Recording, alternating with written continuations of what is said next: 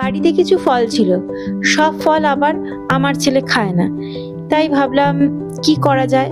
হঠাৎ করে মাথায় খেলে গেল, আচ্ছা কাস্টার্ড করলে হয়তো। প্রথমে হাফ লিটার মতো লিকুইড দুধ নিয়ে নিলাম। প্রথমে দুধটাকে ফোটানোর আগে 1 কাপ মতো ঠান্ডা দুধ সরিয়ে রাখবো।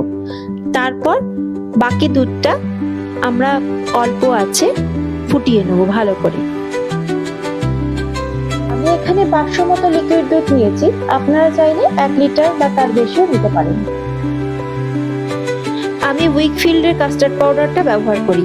উইকফিল্ডের ভ্যানিলা ফ্লেভারটা আমাদের বাড়িতে সবাই খুব পছন্দ করে।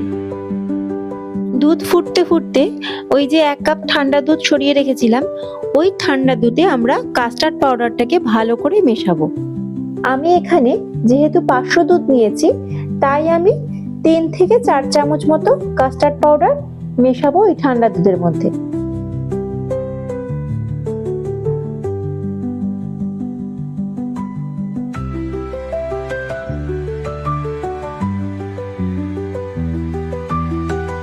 চিনির মাপটা আমি এখানে বললাম না, কারণ আপনারা যতটা পরিমাণ দুধ ব্যবহার করবেন, আপনারা চিনি কম খেলে কম পরিমাণে দেবেন, বেশি খেলে সেই পরিমাণে আন্দাজ মতো চিনি দেবেন।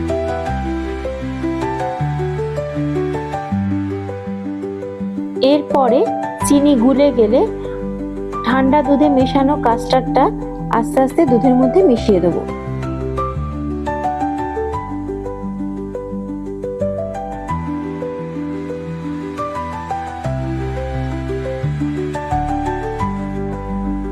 আমি দুধে আলাদা করে আর কিছু মেশাইনি, আপনারা চাইলে কাজু কিশমিশ এগুলো ব্যবহার করতে পারেন।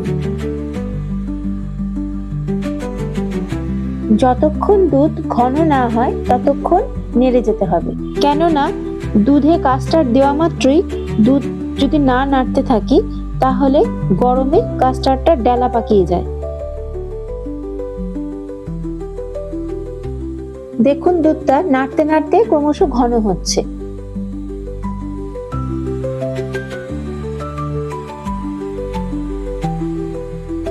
অনেকটাই ঘন হয়ে গেছে, কাস্টার্ড প্রায় রেডি হয়ে গেছে। এবার গ্যাস অফ করে ঠান্ডা করার জন্য চাপা দিয়ে রাখলাম। বাইরের টেম্পারেচারে ঠান্ডা হয়ে গেলে তারপর ওটাকে ফ্রিজে তুলে রাখবো। ঘন্টাখানেক পর ঠান্ডা হয়ে গেলে কাস্টার্ডটা ফ্রিজ থেকে বার করে তারপরে ফল দিয়ে পরিবেশন করুন। আপনারা এখানে যে কোনো ফলই ব্যবহার করতে পারেন, আমি এখানে আপেল আর আঙুর দিয়ে পরিবেশন করলাম। তাহলে আর দেরি কেন, গরমের দিনে তৈরি করে ফেলুন ঘরোয়া খাবার কাস্টার্ড।